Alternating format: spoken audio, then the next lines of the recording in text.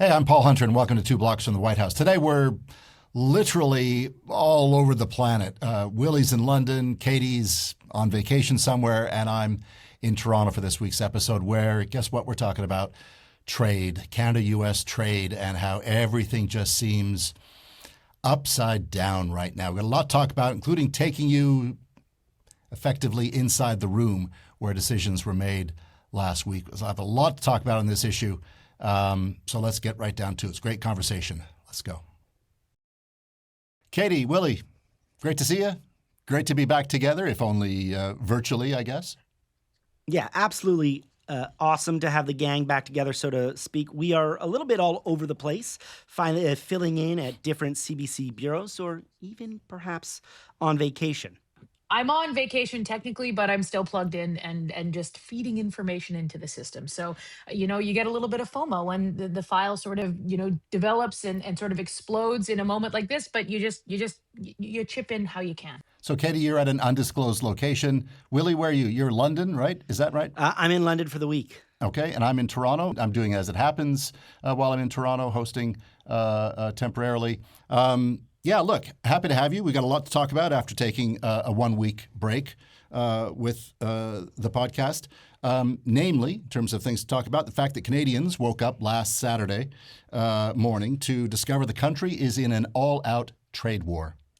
You've likely heard by now just how it all went down. In the middle of last week, U.S. President Donald Trump extended the deadline right before new 50% tariffs on several Canadian exports were set to take effect because he thought Canada and the U.S. were close to a deal. But then, at almost the stroke of midnight, Canada walked away from the table. And Prime Minister Mark Carney explained from the Canadian perspective why that happened on Saturday morning. And while we believed earlier this week that we were moving towards a mutually beneficial agreement, in recent days, the United States proposed new terms that were uneconomic, unfair, and undermined the net benefits for Canada and called into question the reliability of any deal. In short, they asked too much and they offered too little. Surprise, surprise, Donald Trump didn't see it that way at all. I was pulling some of his posts on Truth Social from today talking about... There were a lot. There were a lot. He's talking about a weak and ineffective prime minister, bluster from Ontario Premier Doug Ford. The key line here seems to be someone, writes Trump, someone should get these clowns to fall in line or the consequences for Canada will be far worse. And at a political event in Maine this week, Vice President J.D. Vance had this to say. I frankly thought we had a deal. I think that we should have a deal, but I think that we need to send a message loud and clear to the Prime Minister of Canada. Stop taking advantage of the people of Maine. Stop taking advantage of America. It's over. We expect fairness in our trade policy. And so, this week, we're asking, what happens next now that we're in this trade war, and how bad is it going to get? I'm Katie Simpson. I'm Willy Lowry. And I'm Paul Hunter. We're CBC's Washington correspondents most of the time, 2 blocks from the White House. All right, I guess the big question is, how did we get here? The two sides seemed or suggested that they were close to a deal, and then all of a sudden, boom, nowhere near a deal, it would seem. Katie, I guess throughout last week, even while you're on vacation, you're speaking to some of the sources involved in the negotiations. What can you tell us about how this happened? Like, take us in the room. Well, from the Canadian perspective, it was as if the Americans were changing the goalposts as they were agreeing to things in real time. And it eventually came to the point where the Canadians said, this is not something that we can work with. But there was so much going on behind the scenes over the course of the last few weeks. And that's sort of where I want to start. And I think that to sort of bring everyone up to speed, there really hadn't been a lot of communication between the Canadian trade team and the American trade team since about last October. That's when the television ad that Ontario Premier Doug Ford ran. It was anti-tariff. It upset the president, and that really put a chill on sort of the conversations. Yes, there were some technical talks between chief negotiators, between bureaucrats, those kinds of things. But in terms of really substantial conversations, substantial negotiations, those really were not happening with any sort of, sense of urgency until Donald Trump this summer made that new tariff threat.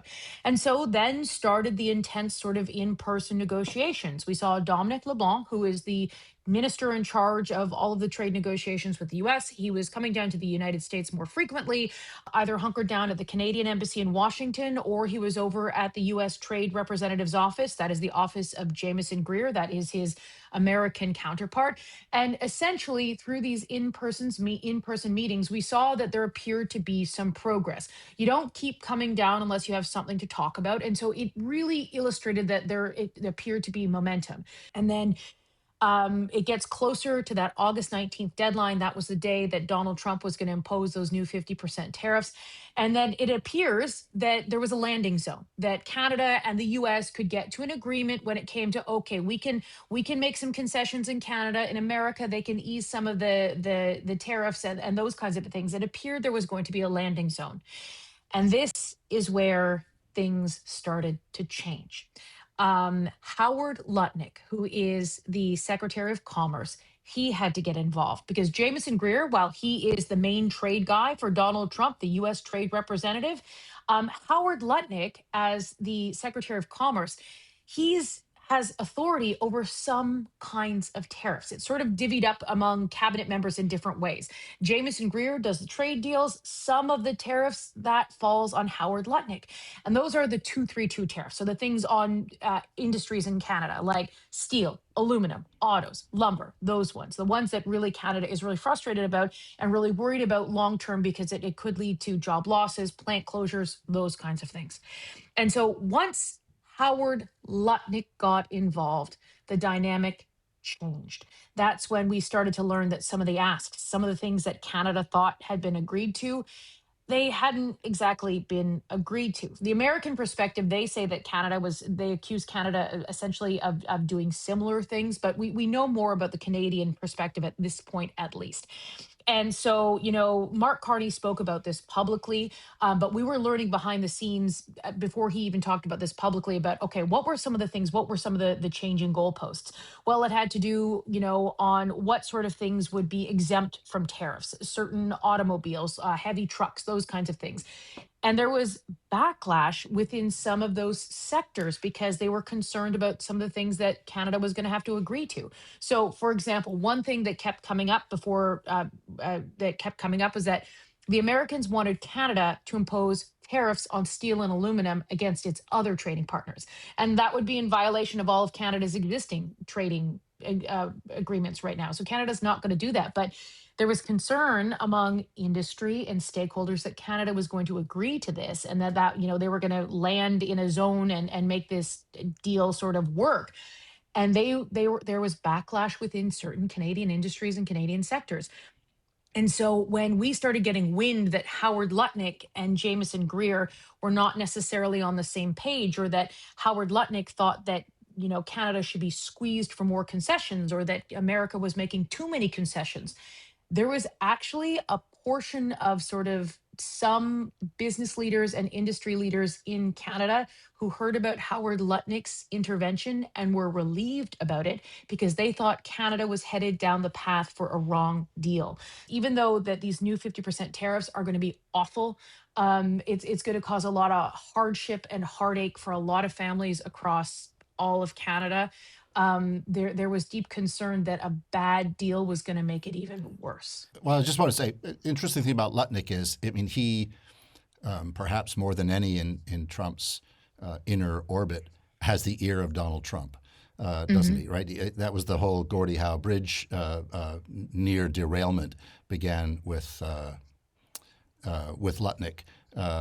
as we're to understand it anyway. Willy, you're going to jump in. Yeah, no, I was going to ask Katie, correct me if I'm wrong, but a lot of the concern and anxiety from the Canadian perspectives was really accepting any tariffs on the auto industry. There, a belief that any tariff will essentially lead to the ultimate demise or severely hamper our auto industry. Is that accurate? Yeah. So the way it was put to me by a number of different sources that if Canada went ahead and said, okay, we're going to agree to this trade deal and there are going to be baseline tariffs on steel, aluminum, auto, it sets a precedent that, Canada is never going to sort of get out of this tariff zone. And if you accept that and say, okay, that is just it's going to put Canadian businesses and Canadian products at such a massive disadvantage that eventually you're just going to see more companies moving from Canada to the US. That is the perspective from one camp here. The other thing that I think that Canadians need to also recognize is that the Trump administration has said there are going to be tariffs. This is the new reality. So is it the Carney government trying to work within a new realm of reality versus pushback of people who say we don't accept this reality and this is not good enough? Don't lock us into a deal where, remember, these tariffs go against the point of CUSMA, right? Like the line renegotiations on which still haven't even begun. Sorry not to for jump Canada, in, Katie. at least. Yeah, Mexico not for Canada. And the US, that's right. Yeah, good point. they're down the road. One of the things that Canada really wanted out of this, temporary deal or whatever this deal was going to be, they wanted the Americans to come out and say, alongside the Canadians, listen, we are going to sit down this fall. We are going to start our formal negotiations around the renewal of CUSMA and sort of like put down some ground rules for, okay, let's actually get this going so we can give some certainty to business. That is out the window again. So that's another big thing that the Canadians and the Americans are going to have to deal with at some point. Meanwhile, back in Canada, where I am this week, broad support, like 70%, I think, for Mark Carney and his team in terms of their walking away from this, both from political leaders and the public. One of the things I found, in the last period of time coming back to Canada, every time, since this all began, I was always struck by the patriotism. I think we've talked about this in the podcast, the flags you see everywhere, that is just, it's really remarkable since this period began. What has struck me, I've been here for a better part of a month now, I was doing some work and some vacation in Canada. The number of people who came up to me to talk about how Canada must stand up to Donald Trump, that it will certainly be painful, but to not stand up and stand for what it means to be Canadian and what it means to be a sovereign country and what it means to determine your own sort of economic destiny is vital. And it's multiple people have come up and they want to talk about that. And I've just found it, I don't know about you guys, with people you talk to up here, but outside politics, I found it, I don't know, remarkable is the word that comes to mind. I just got back from 2 weeks in Quebec, and absolutely the same sentiments there. A deep sense of patriotism and also an overwhelming support, and not just support, a sense of kind of respect and honestly admiration for the way Carney not just stood up, but also eloquently articulated kind of his point and Canada's message. You told me 2 years ago that I'd be having these conversations with a lot of people in Quebec. I would have told you, forget about it. Willy, I'm going to throw it back your way then for some your take on what you've heard in terms of U.S. Reaction to this in the U.S. Yeah, well, I'm not surprisingly mostly breaking along party lines, but there are a significant number of Republicans, particularly those in border states, that have come out against it. Susan Collins, a longtime senator from Maine, who of course is up for re-election this fall and is in a tightly contested race, said she's against them. She has repeatedly voted against Trump's tariffs. And if you look at much of the Republican criticism of the breaking apart of this deal, it falls along those Republicans who have chosen not to seek re-election. People like Nebraska Representative Don Bacon, Mike Pence, urged the two sides to get back to the table. But these are not people in the MAGA sphere. So again, you wonder if the president is just hearing kind of what he wants to hearing from, for lack of a better word, the sycophants who kind of tell him what he wants. And, not to distract from the very important issues that we're talking about today, but you look and you read about how the U.S. ended up in its war with Iran, the follies of that process, and it seems to be a lot of people telling the president what he wants to hear. What about Democrats, Willie? Democrats, not surprisingly, coming out pretty vociferously against the president. Gretchen Whitmer, the Democratic governor of Michigan, slammed the president, said there's absolutely no reason to pick a fight with Canada, of course, America's closest neighbor, not just emotionally, but economically. None of it really makes sense. Our largest trading partner is Canada. And our president, for some reason, has decided he hates Canadians. Now, I don't know who hates Canadians. They're like the in-laws that you like. But the constant rhetoric, the ever-changing tariffs that are punitive and unpredictable and just are thrown out by tweet has probably hurt the Michigan economy more than any other state. People are worried that, is their job still going to be here in 6 months from now or 2 months from now? What's the next tweet that could mean layoffs at our plant because it is just one more chilling effect? That's a sentiment you can copy and paste pretty much across the Democratic board. But Michigan's a really interesting, really important state. It's obviously a border state. It is the heart of the American auto industry. It's also a very contested, very purplish state, and there is a big Senate race there where the Democratic candidate Abdul El-Sayed has already slammed Trump, slammed the tariffs that he's placed on Canada. Meanwhile, Mike Rogers has pretty much been MIA on the subject, at least thus far in the last 2 days. I was going to say one quick random thing, if you guys don't mind. It's funny. So I've been, like I was saying, I've been in Canada for much of the August, but I was in D.C. I guess last weekend, and right after this happened, and I flipped on the newscasts and I watched a couple of the main American newscasts, just in terms of messaging and the kind of early message that the American public was getting on this. And I'm telling you, the line in the two pieces that I saw, I don't like to criticize other journalists, but it said Canada walked away. Made no mention of why or the last minute changes or any of that. It was just Canada walked away from the deal. And it kind of blew my mind. The coverage has changed since then, but this, so many public opinion perspectives are shaped at first blush. And the first blush reporting out of this was that Canada walked away. I mean, this is sort of this tangential to everything we're talking about, but like I say, it kind of it floored me. Katie, I wonder, should we be surprised that or should the Trump administration be surprised that Canada's standing up this way? At this point, I would probably say no. Canada has a history of pushing back with the Trump administration when it comes to this.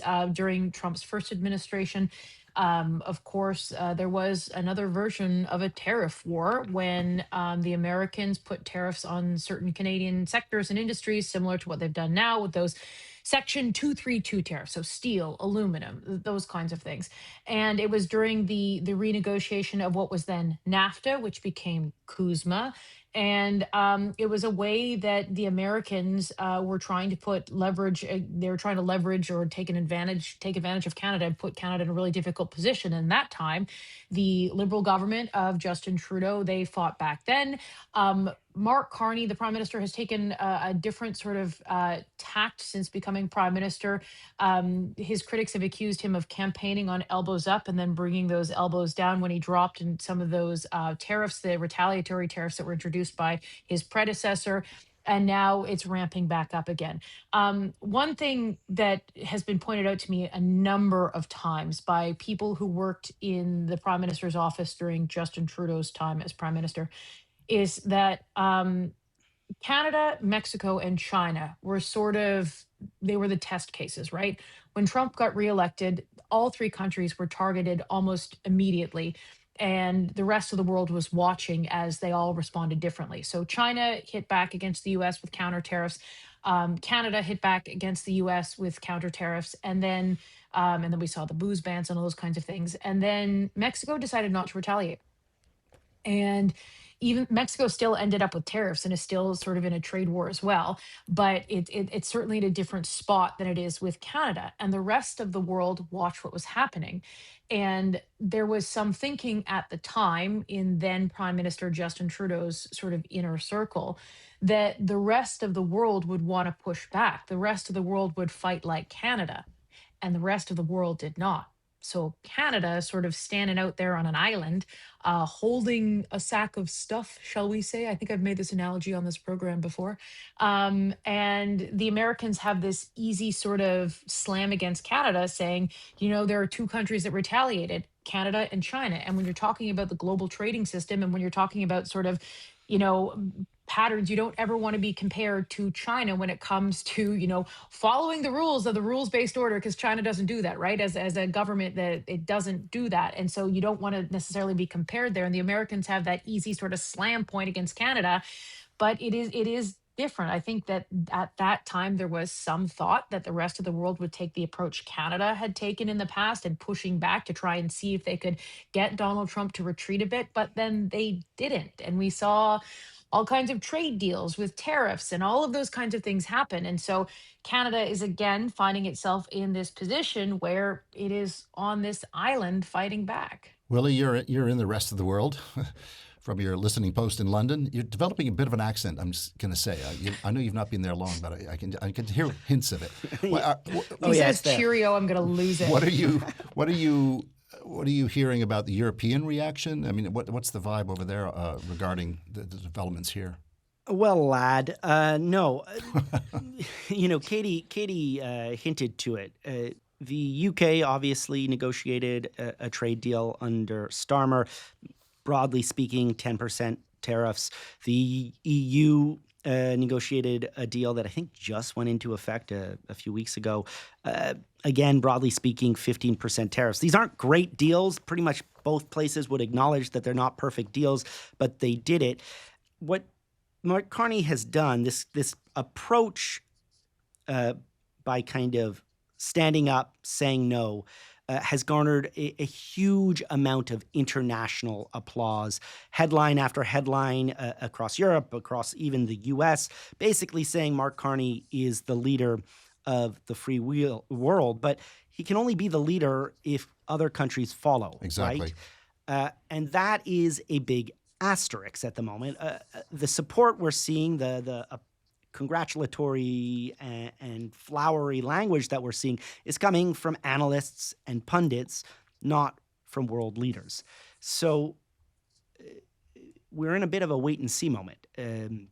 There's no question that I would say behind the scenes he's getting a lot of attaboys, but attaboys kind of don't mean anything if publicly they're not willing to take your tack.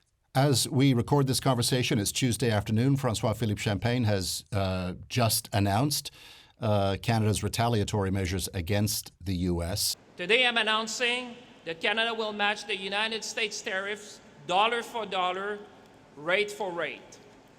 Effective September 8, Canada will impose counter-tariffs of up to 15, 25, or 50% on $27.6 billion in imports from the United States of America.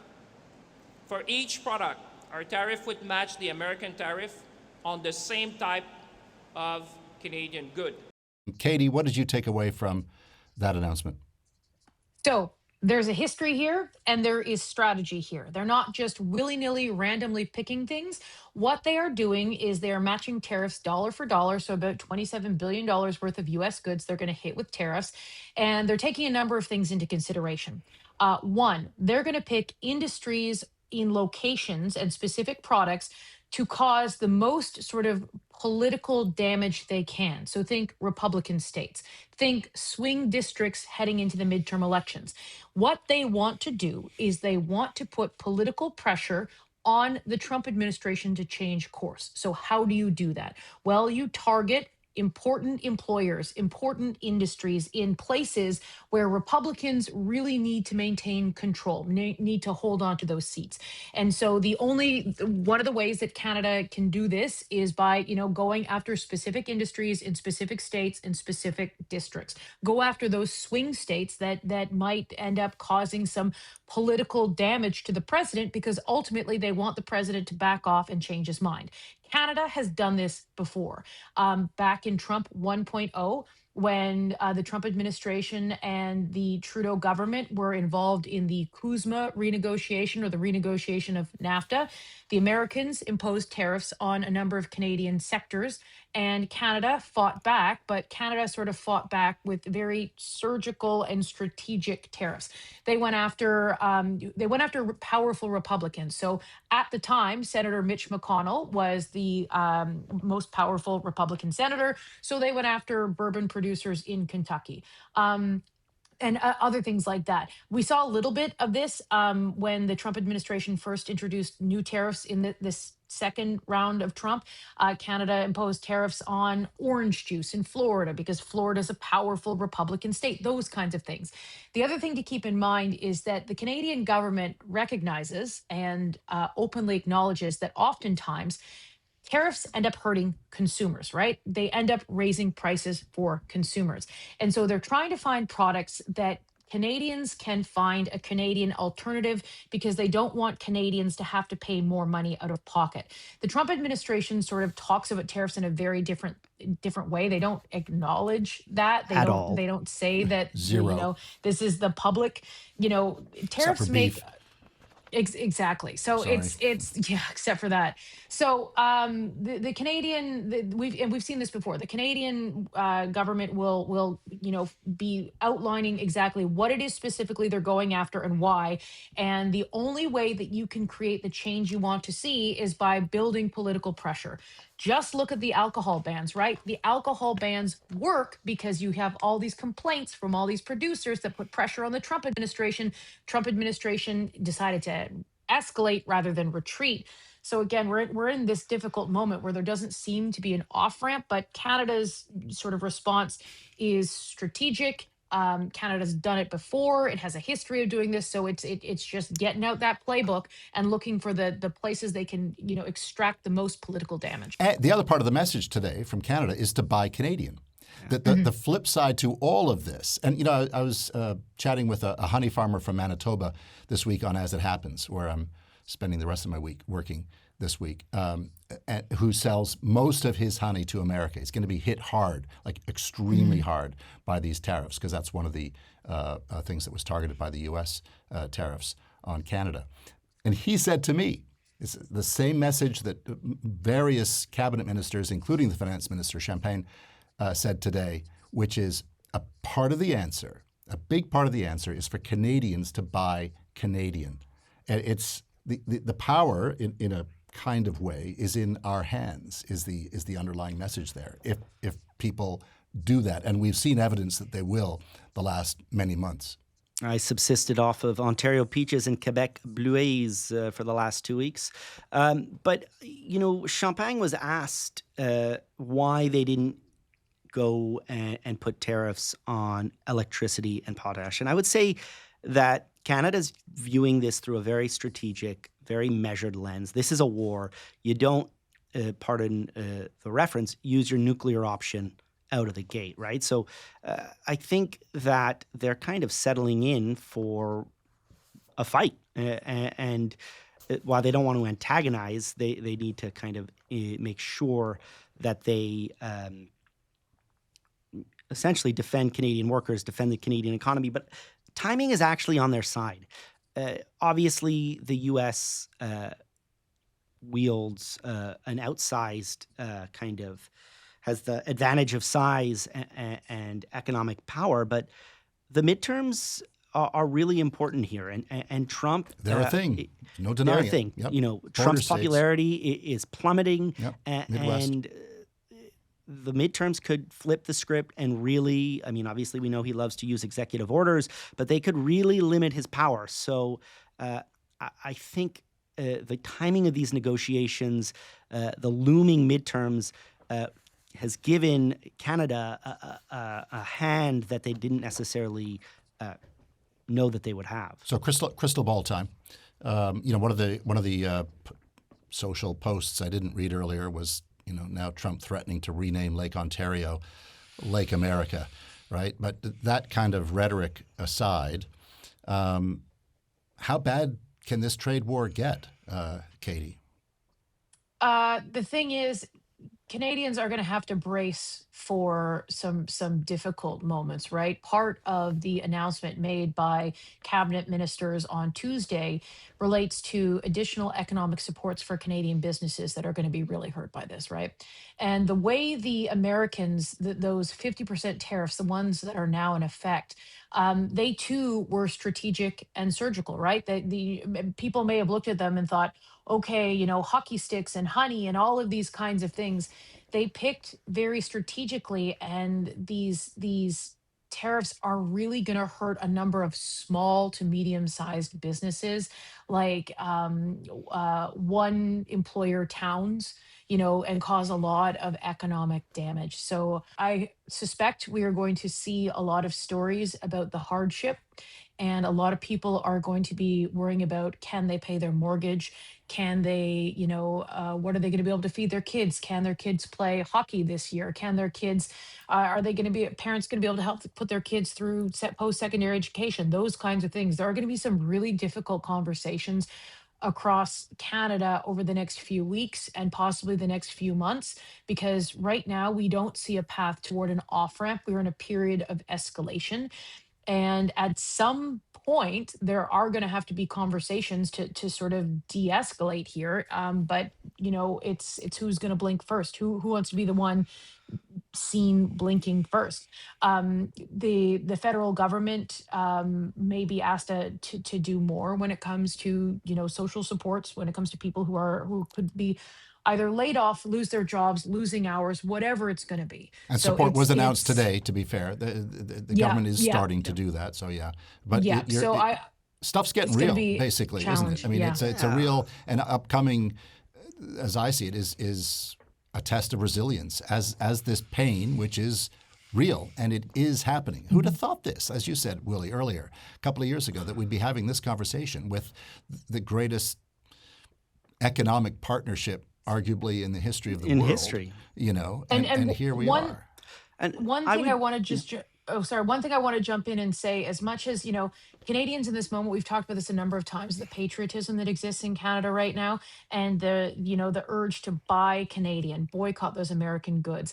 That is something that the government is urging people, Canadian employers are urging people to do. The thing is, the longer this drags on, Canada is a nation of 41 million people, 42 million people, and the United States is 350 million people. The Canadian economy needs the American economy in order to prosper, to be able to, because we don't have as many people, and Canada needs to sell its products to the United States. And it's the longer this goes on, the more challenging and the harder this is going to get for Canadian companies and employers to sort of endure. Willy, I think that's a really good. No, I think that's a really good point, Katie. And I think over the last 12, 18 months, much of the tariffs, much of the American economic kind of agenda against Canada has somewhat been mitigated, right?